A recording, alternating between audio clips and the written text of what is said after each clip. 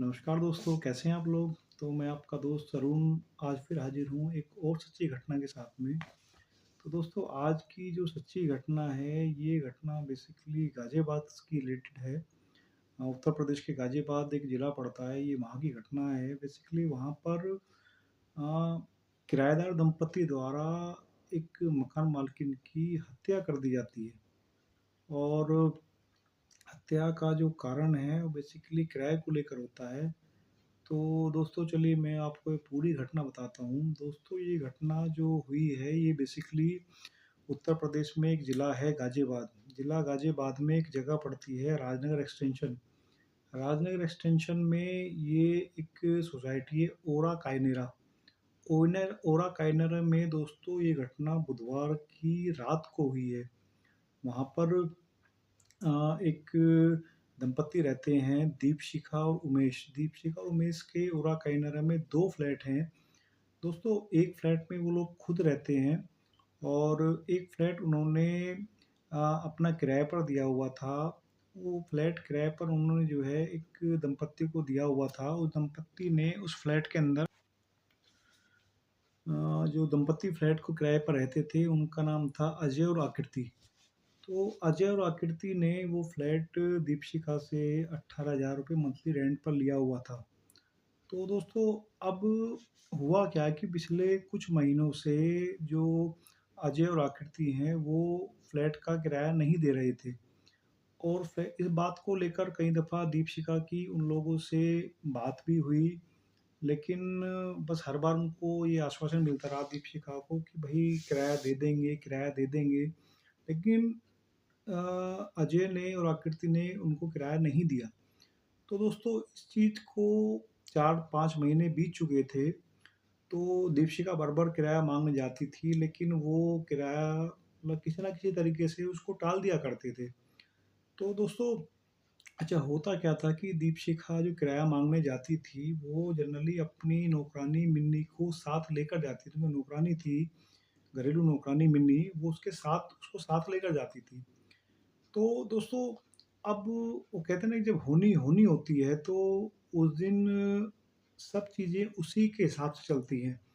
तो दोस्तों ये जो घटना है ये बेसिकली घटना हुई है बुधवार को।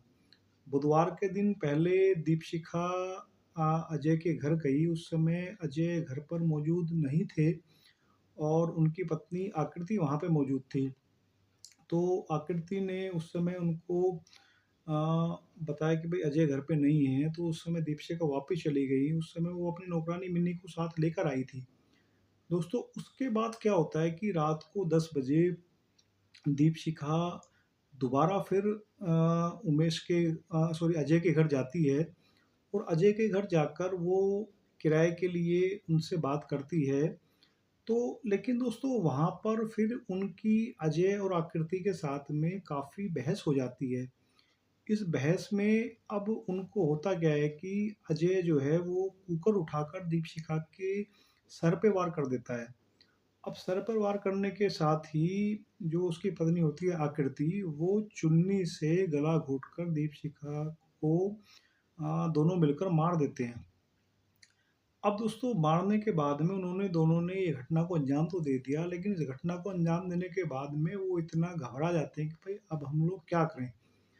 तो दोस्तों वो क्या करते हैं कि उनके पास एक लाल रंग का सूटकेस होता है, वो उस लाल रंग के सूटकेस में दीपशिखा की लाश को अ, पैक कर देते हैं और पैक करने के बाद उस सूटकेस को वहीं अपने बेड में रख देते हैं।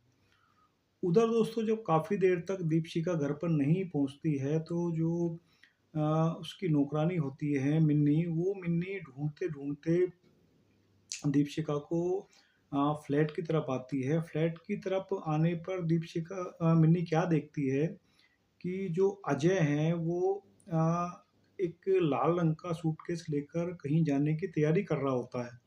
तो मिन्नी उसको देखकर दीपशिखा के बारे में पूछती है, लेकिन वो जल्दी-जल्दी में कुछ बहाना बनाता है कि भई मुझे इस बारे में कुछ जानकारी नहीं है, मुझे इस बारे में कुछ नहीं पता है और वो ये दिखाता है कि मुझे कहीं जल्दी जाना है, तो वो ऑटो में बैठने की कोशिश करता है।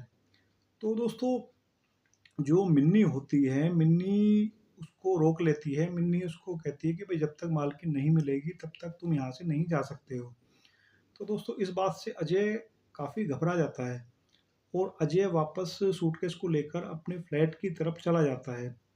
तो मिन्नी भी उसके पीछे-पीछे जाती है, वहाँ पर दोनों की काफ़ी बातचीत भी होती है। जो अजय की पत्नी होती है आकृति, वो भी इस तरीके से बात करती है कि भई उन लोगों को इस बारे में कुछ भी नहीं पता है। और इसके साथ ही जो आकृति होती है, वो मिन्नी के साथ में दीपशिखा को ढूँढने का नाटक भी करती है। ढूँढने में वो साथ-साथ मिन्नी के साथ जाती है। अब मिन्नी जो होती है वो अ, उसका शक बार-बार उन लोगों की तरफ ही जा रहा था कि भई दीपशिखा बोलकर तो इन्हीं के पास आने के लिए आई थी, तो वो क्या करती है कि वो दोबारा लौटकर उनके फ्लैट पर आती है। फ्लैट पर आने के बाद में दोस्तों अब वो अजय के साथ में काफ़ी देर तक उसकी बातचीत होती है, तो अजय किसी तरह उसको बहकाकर भेजने की कोशिश करता है। तो दोस्तों जैसे ही मिन्नी वापस मुड़ती है, तो वहाँ पर उसको फर्श पर कुछ ब्लड के धब्बे या इस तरीके का कुछ दिखाई देता है। तो वो वहाँ से निकलने के बाद में मिन्नी क्या समझदारी से काम लेती है कि वो बाहर आकर उनके जो फ्लैट का मेन गेट है उसकी कुंडी लगा देती है। अब कुंडी लगाने के बाद में दोस्तों क्या करते हैं कि वो शोर मचा देती है। शोर मचाकर वहाँ पर लोग एकत्रित हो जाते हैं। लोग इकट्ठा होने के बाद में अब अ, सख्ती से फिर पुलिस को फ़ोन किया जाता है। पुलिस आकर सख्ती से अजय से पूछताछ करती है। तो फिर जो सूटकेस होता है लाल रंग का, उस सूटकेस को खुलवाया जाता है। तो दोस्तों वही जो वो लोग कर चुके थे, वहाँ पर खोलते हैं, उसमें दीपशिखा की लाश मिलती है। लाश मिलने के बाद में अब उन दोनों को जो है नंदग्राम थाने लेकर जाया जाता है। नंदग्राम थाने में ले जाने के बाद में जो अजय होता है, वो अजय कोशिश ये करता है कि वो सारा इल्ज़ाम अपने सर लेने की कोशिश करता है। वो कहता है कि भई इसमें मेरी जो पत्नी है उसका कोई दोष नहीं है, जो भी किया है वो मैंने किया है। लेकिन कुछ समय बाद जो उसकी पत्नी होती है आकृति, वो भी टूट जाती है। वो कहती है कि नहीं, इसमें जो चुन्नी से घोंटकर मारा है वो मैंने घोंटकर मारा है। तो दोस्तों इस तरीके से एक मतलब जो अच्छा खासा एक परिवार था, जो मतलब अ, वो मकान मालकिन थी दीपशिखा शर्मा, उनकी हत्या में ये लोग एक तरीके से मतलब अपराधी बन जाते हैं। अपराधी बनने में जो एक सबसे बड़ा जो कारण निकल कर आता है, बेसिकली ये लोग वैसे तो आत्म अपराधी नहीं थे, लेकिन जो इनकी मनोस्थिति बनी हुई थी, जैसा कि पता चला कि जो अजय था वो बेसिकली उसका ट्रांसपोर्ट का बिज़नेस था, लेकिन उसका कुछ टाइम पहले से उसका ट्रांसपोर्ट का बिज़नेस बंद हो चुका था। उसकी जो दोनों किडनी थी, उसकी किडनियाँ दोनों किडनियाँ खराब थी, बाकी उसका काम भी नहीं चल रहा था। उसकी अच्छा इन दोनों की कोई दोस्तों कोई औलाद भी नहीं थी। तो ये लोग काफ़ी मानसिक अवसाद में थे। उधर काम ना चलने की वजह से, फाइनेंशियल स्थिति खराब होने की वजह से ये लोग किराया नहीं दे पा रहे थे। तो धीरे-धीरे ये लोग काफ़ी अवसाद की तरफ बढ़ चुके थे, डिप्रेशन की तरफ बढ़ चुके थे। और इसी डिप्रेशन में जब दीपशिखा इनसे किराया माँगने आई होंगी, तो भई अब उनका भी 4-5 महीने किराया पेंडिंग था, तो नेचुरली कि भई इस मामले में इनकी बहस भी हुई होगी। और बहस होने में वही चीज़ है कि भई जब आदमी डिप्रेशन में होता है, तो उस परिस्थिति में कुछ भी कर जाता है। तो जैसा कि इस केस में हुआ है। तो अब दोस्तों ये ख़ैर जो भी है, आगे जो भी होगा वो तो भई कानून अपने हिसाब से काम करेगा। जो भी उनको सज़ा मिलेगी वो कानून के हिसाब से मिलेगी। लेकिन दोस्तों ये जो घटना है, ये घटना हमें एक सीख देती है कि भई अगर ठीक है, जान पहले होती है, बाकी पैसा तो ठीक है, पैसा दोबारा भी आ सकता है, लेकिन भई हमें परिस्थिति के हिसाब से चीज़ों को लेकर चलना चाहिए।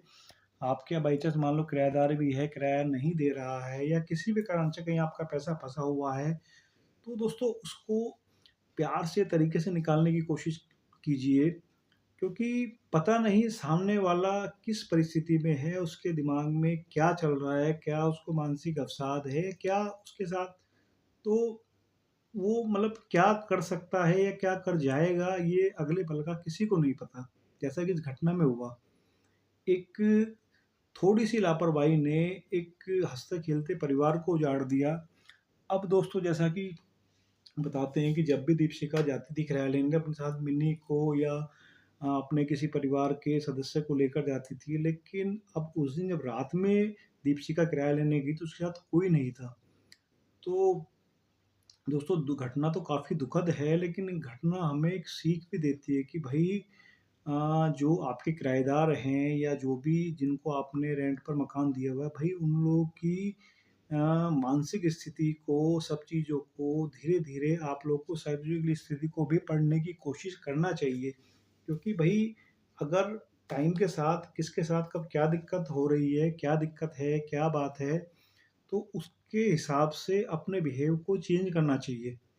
तो दोस्तों चलिए अब इस घटना को के साथ में इस वीडियो को यहीं समाप्त करते हैं। बाकी नेक्स्ट वीडियो में आपको दूसरी सच्ची घटना लेकर आएँगे। तो बाकी यही कहेंगे कि भई सेफ रहिए, सुरक्षित रहिए और किसी भी स्थिति में अगर कोई किसी भी इस तरीके का कोई आपका पैसे के लेन-देन से रिलेटेड या कोई इस तरह की चीज़ें आती हैं, तो भई उसमें बड़े सावधानीपूर्वक आप जो है कार्रवाई कीजिए, तो ताकि भई ठीक है, जान है तो जहान है, पैसा तो दोबारा भी आ सकता है। तो चलिए दोस्तों इस वीडियो को यहीं पे समाप्त करते हैं। बाकी वीडियो आपको अगर मतलब अच्छी लगे तो उसको शेयर कीजिए, लाइक कीजिए वीडियो को और हमें अगर कोई भी आपका कमेंट हो तो कमेंट बताइए, ताकि हमें भी मोटिवेशन मिलता है कि भई हमारी वीडियो में कहाँ क्या कमी रहती है। जो घटनाएँ होती हैं हम आप तक बताने की कोशिश करते हैं। तो चलिए दोस्तों मिलते हैं अगली वीडियो में। थैंक यू सो मच दोस्तों। धन्यवाद दोस्तों।